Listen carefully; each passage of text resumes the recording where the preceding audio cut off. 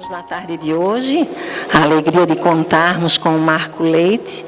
O Marco é coordenador nacional da área da família, então ele tem muito a nos ensinar e ele nos traz o tema hoje, relacionamento conjugal. A palavra é tua, Marco. Jesus te abençoe. Bom dia a todos, Que a paz de Jesus esteja conosco. E vou começar a nossa conversa hoje falando exatamente sobre uma história de Jesus. Todos lembram que Jesus, quando conosco esteve, ele ao tempo todo ficava com as pessoas ensinando. E num determinado momento dessa vida de Jesus, estava ele junto com seus discípulos, trocando algumas ideias, quando chega um jovem, a história do jovem rico. E esse jovem vira para Jesus e fala assim: Senhor, o que é que eu preciso para alcançar a vida eterna? Todo mundo lembra da resposta, né? No primeiro momento, Jesus virou e falou assim: o que é que está escrito nos mandamentos? Amarás a Deus sobre todas, amarás o próximo como a si mesmo. Foi o que Jesus disse no primeiro momento. Aquele jovem de imediato, até por ele ter tido uma formação boa, religiosa, ele falou assim: mas Senhor, tudo isso eu já faço. O que mais preciso eu fazer para alcançar a salvação? Naquele momento, Jesus entrou dentro daquele jovem. Conseguiu perceber na intimidade daquele mancebo o que fazia com que ele ainda não alcançasse esse voo que ele estava buscando. Aí sim veio a frase que provavelmente todo mundo lembra, Quando Jesus virou, falou assim: vai, vende tudo que tens, dá aos pobres e me segue. O que aconteceu com aquele jovem? Naquele momento, ele terminou pensando, deu as costas para Jesus e foi embora. O que aconteceu com aquele jovem?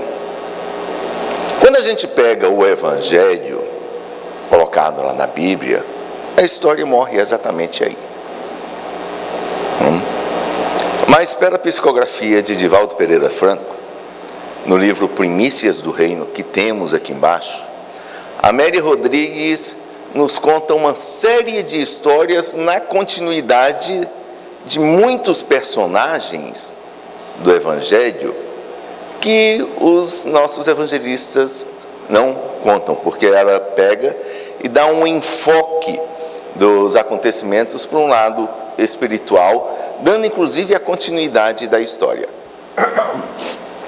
E a Amélia Rodrigues fala que naquele momento em que o jovem deu as costas e foi embora, Jesus ficou extremamente triste. E faço uma pergunta para vocês: aquele jovem sabia o que fazer? Ele sabia? Sim ou não? Quando ele chegou a Jesus, ele não sabia. Mas ele teve uma oportunidade ímpar. Ele chegou para Jesus e perguntou. E perguntou pela segunda vez. E Jesus respondeu.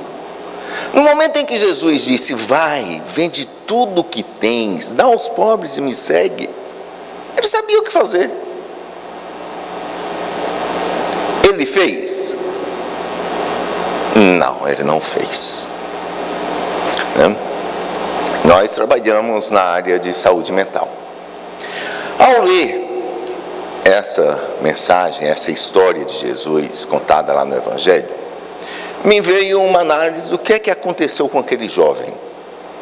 E terminei batizando aquele momento com uma doença, que é a síndrome do jovem rico. O que é a síndrome do jovem rico? É uma síndrome em que nós sabemos o que fazer, mas não fazemos. Quem é que tem essa síndrome aqui? É interessante, porque no Evangelho, quando a gente pega algumas das histórias, a gente consegue conceber algumas ações e traz isso para o nosso dia a dia, né? Às vezes a gente lê simplesmente a história e passa. Mas ao analisar essa história, nós vemos aí uma doença de comportamento. Uma doença de comportamento. Onde nós sabemos o que deve ser feito, mas ainda assim não fazemos. Então é a síndrome do jovem rico. Amélia Rodrigues nos fala então nesse momento que quando aquele jovem deu as costas e foi embora, Jesus ficou extremamente triste. E por que Jesus ficou triste? Porque Jesus sabia o que ia acontecer com aquele jovem. Aquele jovem, conta-nos Amélia Rodrigues, na hora em que Jesus disse, vai, vende tudo que tens, ele falou assim, mas Senhor, tem que ser agora? E Jesus disse, sim. Não pode ser mês que vem? Não. Se você está decidido a alcançar a salvação, tem que ser agora. A decisão não pode ser para depois. E na cabeça daquele jovem, fala-nos Amélia Rodrigues, fala assim, não posso. Na semana que vem, eu estou participando de uma competição, tudo isso passando na cabeça do jovem. Estou participando de uma competição para o qual eu fui preparado durante meses. Lembrando que ele era um jovem rico de uma cidade em que ele foi preparado pelos seus pais para participar de uma corrida de biga representando sua cidade. É como se fosse um campeonato, uma Olimpíada, né? Conta-nos Amélia Rodrigues que o pai dele, a família, contratou os melhores treinadores, comprou os melhores corcéis, né, os cavalos daquele período, para que aquele jovem pudesse estar preparado para aquele evento que ocorreria uma semana depois. E ele dizia, não posso. Como é que eu vou abandonar tudo isso para o qual eu fui preparado? E naquela situação entre o fazer ou não fazer, apesar dele saber o que tinha que ser feito, porque Jesus disse o que ele tinha que fazer, ele deu as costas e foi embora. Uma semana depois, estava aquele jovem na outra cidade, iniciando a atividade para a qual ele tinha sido preparado durante meses. A largada foi dada, ele saiu na sua biga junto com os outros competidores, e um pouco mais à frente, um acidente aconteceu. A biga dele terminou tendo problema, ele foi jogado no campo de areia, e como ele estava um pouco mais à frente, as outras bigas vieram e o atropelaram. Amélia nos fala que naquele derradeiro minuto, no seu último suspiro, ele ainda olha e consegue enxergar a figura de Jesus. E Jesus vira e fala assim, vem meu filho, quem sabe em outra oportunidade. A síndrome do jovem rico é exatamente essa. A gente sabe o que tem que fazer, mas não faz. Nós procrastinamos a situação, e nesse procrastinar a situação, terminamos dando continuidade às consequências de nossos atos. Quando Jesus propôs para aquele jovem, naquele determinado momento, ir vender, dar para os pobres e seguir, não tenham dúvida, naquele instante, aquele jovem estaria mudando a sua história. Ele não participaria do campeonato na semana seguinte e possivelmente não teria desencarnado em uma semana, porque ele fez uma nova mudança no seu planejamento. Quantas e quantas vezes nós estamos vivendo aqui na Terra, por vezes estamos querendo algumas outras coisas e terminamos não fazendo por merecer essas outras coisas que a gente quer. E aí a gente vai entrar então no nosso tema, que é exatamente o relacionamento conjugal. Ao estarmos na espiritualidade, chega um determinado momento, que lá na erraticidade estamos, né? Os nossos companheiros da espiritualidade maior vêm e nos falam assim, ó, está no momento de retornarmos à Terra. Quando retornamos a esse mundo, uma das primeiríssimas coisas a ser realizada no nosso planejamento reencarnatório, é a família em que a gente vai nascer. Não? Ou seja, a gente não simplesmente vai lá, aquela família ali vai engravidar, põe esse filho lá. Não é bem assim. Aquela família em que nós vamos nascer tem uma razão de estarmos nascendo naquele espaço, naquele local, com aqueles pais. Mas esse não vai ser o nosso foco. O nosso foco é o segundo momento desse planejamento, que é qual? A família que nós vamos constituir. Ou seja, se nós vamos renascer nesse mundo, um dos pontos principais é qual é a família que a gente vai constituir quando adultos nós estivermos. Afinal de contas, quem é que vai ser nossa esposa? Quem é que vai ser nosso marido? Quem serão os nossos filhos? Então isso é um dos pontos de planejamento reencarnatório que é desenvolvido na espiritualidade. Chega um determinado momento em que, nessa questão do relacionamento conjugal, a primeira coisa que se faz para que essa relação conjugal possa existir é a fase do namoro. Não é verdade? Para a doutrina espírita, ela define muito claramente que o namoro é um momento, é uma fase de suave encantamento.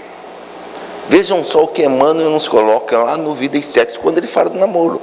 O namoro é um suave encantamento. E é interessante a gente observar essa definição de Emmanuel, que durante a fase de namoro, e muitas das vezes, erradamente, alguns espíritas nos colocam essa situação, dizem assim, poxa Marco, eu estou namorando, mas está tão difícil. Está tão difícil. Mas sabe como é que é, né? A gente como espírita sabe que temos que levar nosso karma à frente. Pessoal, vamos relembrar, namoro é suave encantamento. Não existe, colocar entre aspas aqui, karma no namoro. Para quem está no processo de namoro e as dificuldades estão acontecendo, fuja. Fuja. Porque namoro não tem que ter dificuldade. Namoro é aquele momento que um olha para o outro. Né? Só pelo olhar você já consegue falar, conversar. E é muito interessante que nessa fase inicial, muitas das vezes, estão os pais, as mães primordialmente, preocupadas com o relacionamento da filha ou do filho. Fala assim, meu Deus, isso vai dar errado. Né? Então os filhos lá. Aí chega o pai e vira para a menina e fala assim, querida, como é que você está namorando esse cara? Ele é um safado, sem vergonha, isso aquilo. Aí a menina, pai, só fala isso porque só não conhece ele. Né? E começa toda aquela confusão dentro do lar. Isso por quê? Porque naquele determinado momento, nos fala Emmanuel, a visão, ela é obnubilada, né? No sentido da gente não conseguir ver os erros, os podres, os problemas desse nosso companheiro, quando aquilo está previsto para dar certo. Né? Até por conta, se a gente soubesse de imediato quais eram os problemas na época do namoro, quem é que vai querer casar com problema? Né? Então o namoro é o suave encantamento. É o suave encantamento. Então a dica doutrinária, se no namoro está tendo aqueles perrepes, confusões, isso, aquilo, fuja, né? Porque não tem que estar sendo nesse momento as confusões do relacionamento. Lógico, isso vai acontecer lá na frente, quando a gente começar a se conhecer e a máscara cair. Né? Óbvio que depois do namoro, hoje em dia nós nem vamos estar mais trabalhando a questão do noivado, né? Porque noivado hoje em dia já é quase uma instituição em extinção. Tá? nos nossos relacionamentos atuais, nós verificamos muitos jovens falando assim: não, estou namorando e acho que vou casar, vamos fazer um test drive, que é o quê? Vamos morar um tempo junto, né? É interessante que uma universidade americana, há algum tempo, fez uma pesquisa sobre a questão dos namorados que moram juntos antes do casamento. A estatística demonstra que a probabilidade de depois do casamento dar errado é muito maior do que aqueles que não tiveram essa experiência anterior. Aqueles que terminaram se guardando para morar juntos. Não estou falando dos relacionamentos sexuais, não, mas do morar junto antes de firmar o compromisso para o casamento, né? Então, isso não é doutrinário, é uma pesquisa de uma universidade americana que fez com algumas milhares de casais, mostrando exatamente que é a ideia de quando você começa a firmar o relacionamento com aquela determinada pessoa, o ideal é com você que eu vou casar, né? Firma mesmo, né? Em vez dessa ideia do experimentar. Então chega um momento em que esses dois vão estar firmando o seu momento do casamento. E o que é o casamento de acordo com a doutrina espírita? É um progresso na marcha da humanidade, como nos coloca lá no Livro dos Espíritos. Kardec nos traz exatamente isso. Porque até então, como é que funcionava antes dessa situação do casamento? E se nós formos verificar, as sociedades, independente de onde elas existam, vocês vão ver que os casamentos, por diferentes que sejam, há na cultura de qualquer sociedade a proposta de, num determinado momento, quando as duas pessoas buscam firmar um compromisso, o casamento ocorre, né? Das diversas maneiras que a sociedade coloca, mas o casamento, ela existe em todas as sociedades nesse sentido, tá? Então, o que é esse casamento? É um progresso da marcha da humanidade, onde um firma compromisso com o outro, e o outro firma compromisso com esse um, tá? Então, além dessa união física e moral, esse compromisso ele vai estar muito focado na questão afetiva. E lógico, as coisas no dia a dia então começam a aparecerem. Às vezes, quando eu sento com jovens casais que ainda não firmaram seu compromisso e pergunto assim: por que você vai casar com ela? Né? É muito comum eu ouvir a resposta, principalmente do jovem: é porque ela me faz feliz. Aí eu dou uma de chacrinha, né? Pega a buzina e resposta errada, né? E é errada. Como é que você vai estar casando com uma pessoa que você está dizendo que vai fazer feliz? Ela te faz feliz. Por uma coisa muito simples: ela vai te fazer infeliz. É expectativa. Quando a gente coloca a nossa felicidade, expectativa, na mão do outro, nós estamos colocando uma responsabilidade muito grande na mão do outro, e que o outro não vai conseguir atender isso de jeito nenhum. Não é porque ela não quer, é porque não consegue. Então, se a gente, na hora do nosso relacionamento conjugal, estivermos colocando todas as nossas fichas na felicidade que o outro vai me fazer, já temos aí um princípio das coisas darem erradas. Porque o outro vai ter problema em não construir a sua felicidade. Porque a construção da felicidade tem que ser minha. E como é que eu construo então a minha felicidade num relacionamento conjugal? Vamos pegar aqui um exemplo muito simples. Mãe. Quando é que uma mãe está feliz? Mães? Não? Quando é que as mães estão felizes? Quando os filhos são felizes, olha só. É uma resposta que eu não combinei, mas é um fato. Toda mãe sabe disso, né? A felicidade de uma mãe é ver a felicidade do filho. E a mãe às vezes está um caco, pregada, cansada, exausta, e vê o filho feliz, sorrindo, ela se realimenta, se renova. Não é verdade, mamãe?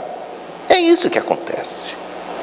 Como é que nós então vamos estar felizes no relacionamento conjugal? Quando a gente firma a nossa felicidade em fazer o nosso companheiro ou fazer a nossa companheira feliz. Isso traz lá no Evangelho segundo o Espiritismo, quando o bispo de Argel define o que é felicidade. Ele nos fala que ele encontrou felicidade nesse mundo quando viu no sorriso do outro o resultado da ação que ele fez. Vejam só que interessante, né? Ele encontrava felicidade quando via o outro feliz por coisas que ele realizou. No relacionamento conjugal não é diferente. Quando dentro da nossa relação estamos buscando a nossa felicidade no que o outro faz para mim, nós vamos ter problema.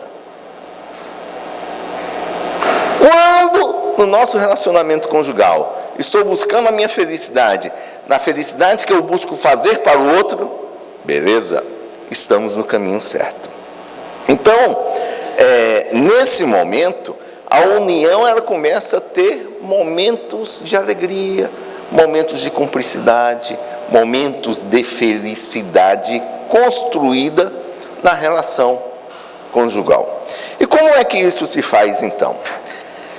Nessas nossas ligações terrenas, nós vamos ver uma das coisas muito interessantes, que quando estávamos lá na espiritualidade, e foi desenvolvido dentro do nosso planejamento reencarnatório, a possibilidade de nós buscarmos alguém aqui para essa construção, existe uma coisa também muito interessante, que é qual? O que é planejado no plano espiritual, ele se cumpre aqui na Terra? Se cumpre? Lembrando uma das coisas muito interessantes da doutrina espírita, nós temos o nosso livre-arbítrio.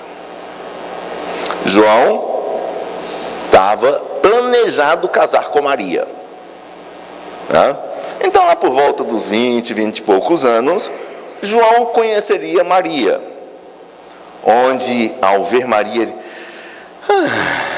né, suspiraria, os dois se namorariam, gostariam de, num determinado momento, firmar a relação.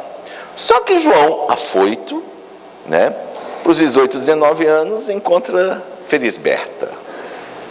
Tá? E nesse contato que ele tem com a Felisberta, óbvio, não estou querendo dizer aqui que nós outros vamos estar única e exclusivamente namorar uma pessoa na vida. Não é isso de jeito nenhum, né? Até porque faz parte do nosso aprendizado, às vezes, essa situação dos namoros que a gente tem, até para estar firmando mais à frente com um. Tem todo o lado da atração física, que é natural diante do nosso processo evolutivo e assim por diante. Tá? Mas naquele momento em que João encontra com a Felisberta, e nessas nossas andanças pelo mundo da atualidade, onde a liberdade, por vezes, passa para a libertinagem, né? As pessoas começam a ter as suas relações sexuais, e muitas das vezes, antes do momento idealizado lá à frente, esse casal terminou tendo a possibilidade de receber uma criança nesse mundo. E o que acontece? João, uma pessoa responsável, né, muda o seu planejamento reencarnatório, que estava para ficar com Maria, e assume a Felisberta como companheira de sua vida. Isso é possível acontecer? Lógico que sim. Então vejam só mais uma coisa interessante. Nem todo o planejamento desenvolvido na espiritualidade, ele é realizado conforme foi idealizado, por conta do nosso livre-arbítrio. E aí, o que é que acontece com o planejamento que foi pensado no primeiro momento?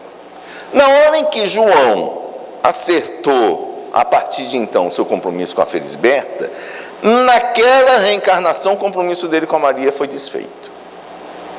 A espiritualidade já faz um novo replanejamento, porque a partir daquele instante, o compromisso de vida dele, numa situação de um relacionamento conjugal, já é com a Felisberta, não mais com a Maria.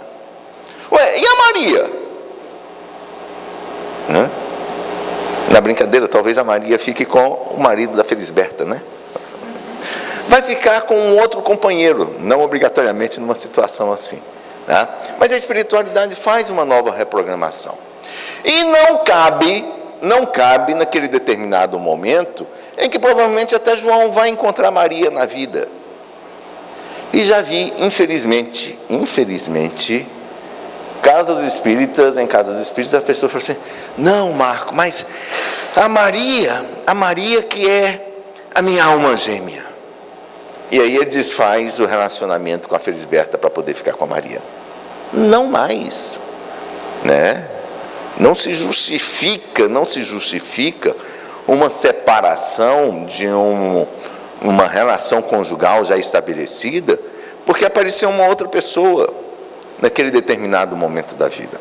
Lógico que em nenhum momento estamos a falar que a doutrina espírita é contrária à questão das separações conjugais. Muito pelo contrário.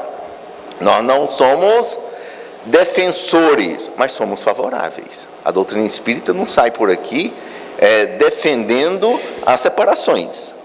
Entretanto, é favorável à separação, no sentido que muitas das vezes, o que é que acontece com os casais, né? Quando, voltando à situação primeiro daqueles jovenzinhos, por que eu vou me casar com ela? E às vezes eu ainda pergunto assim: mas se a relação de vocês não der certo? Hoje em dia é muito comum esses jovens já terem a resposta na ponta da língua. Que é qual? Se não der certo, separa. Resposta errada de novo. Porque o que é que acontece? A pessoa tem que partir para um relacionamento para fazer tudo que aquele relacionamento dê certo. Se alguém virar e falar assim: mas se não der certo, a resposta tem que ser: não, a gente vai fazer tudo para não dar certo. Ah, mas se não der certo, não, a gente está buscando porque a gente se ama e quer que as coisas deem certas. Lógico, pode ser que não dê. E a separação, ela vem não como uma solução, mas como uma falta de solução, porque a solução vai ser qual? Sempre os casais estarem juntos. Ninguém nasce com planejamento reencarnatório de separação.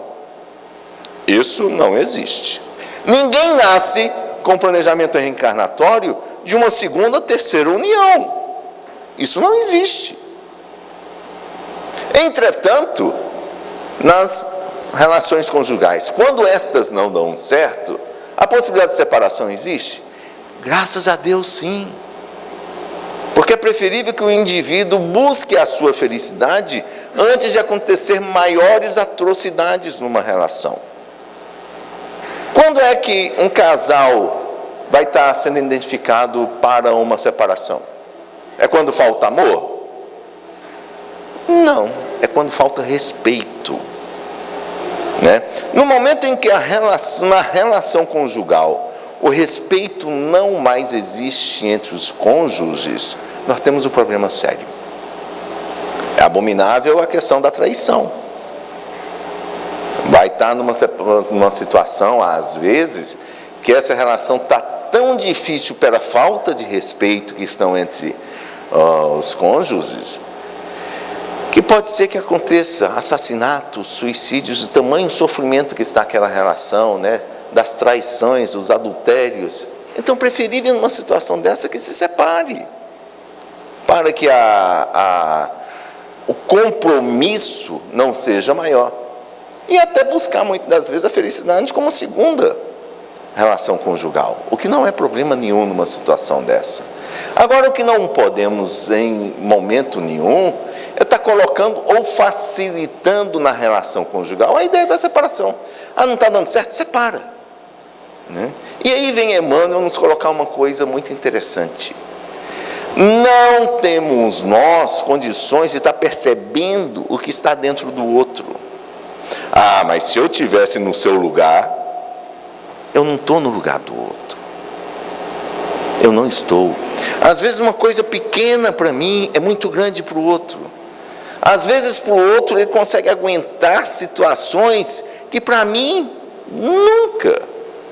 Então, quem somos nós para estar nos colocando no lugar do outro, numa questão de relação conjugal, de estar julgando ou orientando o outro o que é que ele deve fazer numa situação desse relacionamento conjugal? Por isso que, quando iniciamos a nossa conversa, eu trouxe Jesus. Jesus nos colocou muito claro na história do jovem rico o que aquele jovem deveria fazer. Só que ele fez? Não. Quando a gente faz a ligação disso, muitas das vezes com os nossos relacionamentos conjugais, vem os espíritos, Emmanuel, André Luiz, Joana de Anjos, Filomeno de Miranda, né? Raul Teixeira traz Teresa de Brito, né? O Camilo, nos dando orientações para a questão da família, para a questão dos relacionamentos conjugais, nos colocando o que é idealizado para esse nosso momento reencarnatório. Que muitas das vezes as dificuldades que nós temos dentro do nosso lar, elas não são gratuitas, elas não apareceram assim de graça. As dificuldades que nós, por vezes, temos com a nossa esposa, com o nosso marido, são frutos de conquistas do nosso passado. Quando, muitas das vezes, são frutos de conquistas do nosso passado, dessa própria reencarnação. Não é nem de vidas anteriores, não. Dessa nossa própria reencarnação. Pelo nosso jeito de ser, nós terminamos plantando uma semente na relação, que começa a brotar depois e gerar problemas entre nós. E às vezes, quando as dificuldades começam a acontecer, fala assim: ah, mas eu estou num casamento expiatório, é muita provação. Ok, então tente resolver isso logo. Tente resolver isso logo. Eu lembro certa feita, lá na Federação Espírita Brasileira, fazendo uma palestra de uma situação no relacionamento conjugal, e comecei a falar sobre a situação de que, às vezes, numa relação, qual é o objetivo dela? É que a gente aprenda a se amar. E que muitas das vezes, se nessa vida esse amor não foi constituído, é bem provável que em outras vidas a gente tem que retornar na relação com aquela pessoa. E ao falar isso, eu lembro umas 5 filas assim à frente, no meio, um senhor, 80 e poucos anos, começou a chorar. É um negócio estranho, né? No meio de uma palestra, né?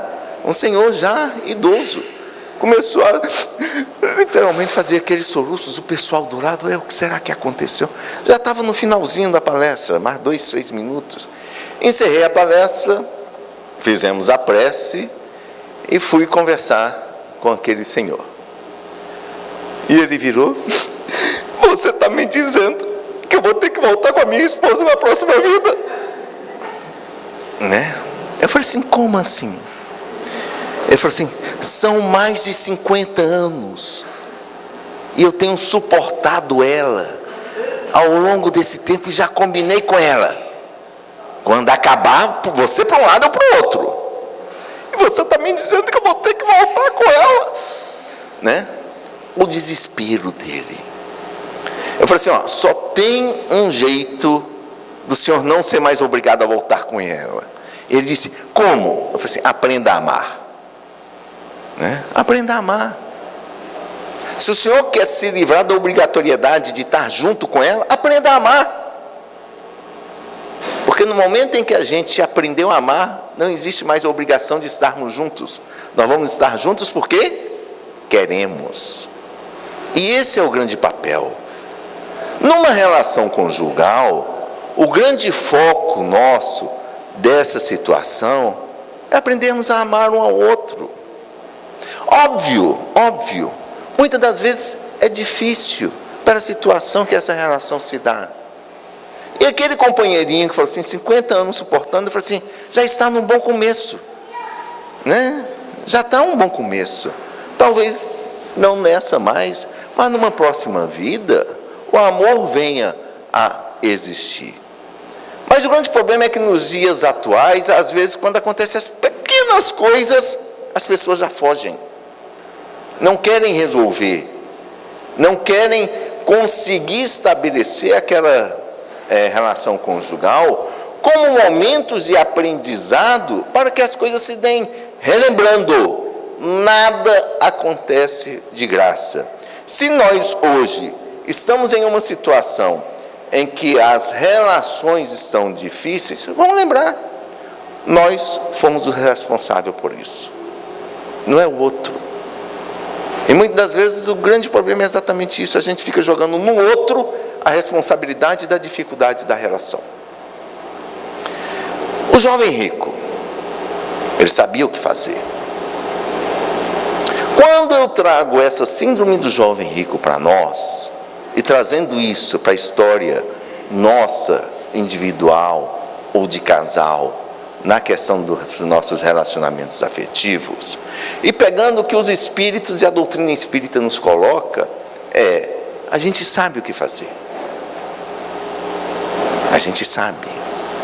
Mas muitas das vezes a gente não faz. A gente não faz. Então, quando as dificuldades dentro do lar começarem a aparecer, quando os problemas na relação conjugal ocorrerem, vamos lembrar da história do jovem rico. Muitas das vezes há necessidade de uma ajuda externa, de um terapeuta, de um psicólogo, um psicanalista, de um psiquiatra. Isso faz parte do nosso processo.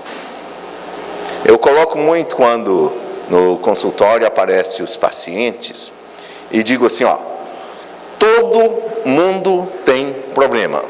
Todo mundo tem problema. Vem para a terapia quem quer resolver. Problemas todos nós vamos ter. E das mais diversas formas. Então, se nós temos problemas no nosso relacionamento conjugal, a casa espírita vai poder ajudar? Lógico que sim. Com a questão espiritual. Mas só o espiritual às vezes não é suficiente. Às vezes a gente vai ter que estar buscando outro tipo de ajuda num terapeuta para poder facilitar esse nosso autoconhecimento de como suportar a outra pessoa e às vezes ver que a dificuldade não está no outro, está em nós mesmos. Por isso que a doutrina espírita é muito clara nesse sentido, em nos dar condições de estar estabelecendo os nossos vínculos nessa vida, para podermos, quando retornarmos ao plano espiritual, 10, 20, 50, para alguns aqui, provavelmente 80, 100 anos, porque o homem de 150 anos já está vivendo entre nós, quando retornarmos então à pátria espiritual, revermos que o nosso grande problema na construção dessa nossa felicidade não é o outro, somos nós próprios. E na relação conjugal, quando essas dificuldades começarem a acontecer, vamos estar usando o que Kardec perguntou à espiritualidade, lá na questão 886 do Livro dos Espíritos. Qual o sentido da caridade entendida por Jesus?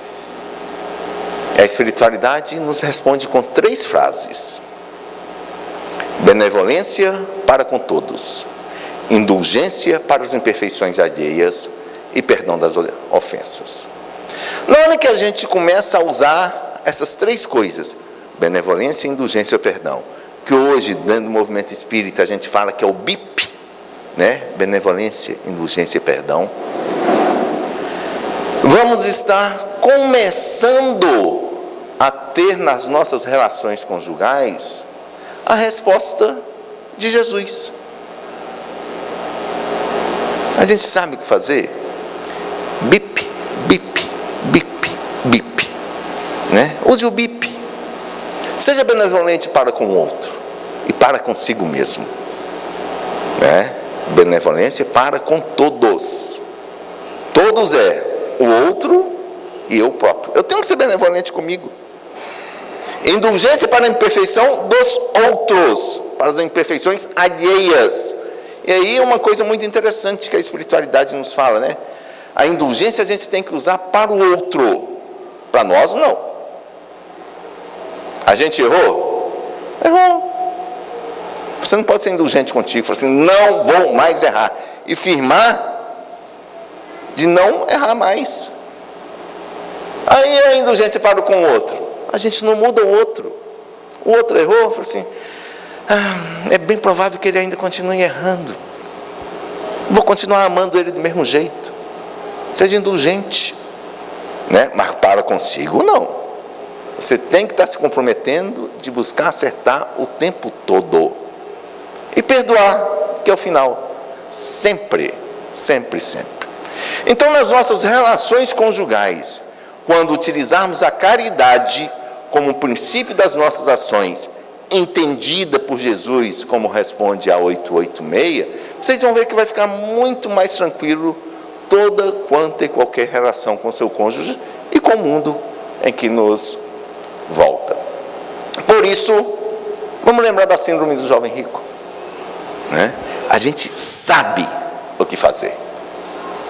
Vamos fazer. Não vamos deixar a síndrome nos atacar no nosso dia a dia, não. Que Jesus permaneça conosco, auxiliando-nos a levar essa nossa vida com tranquilidade e paz no coração. Fiquem com Deus.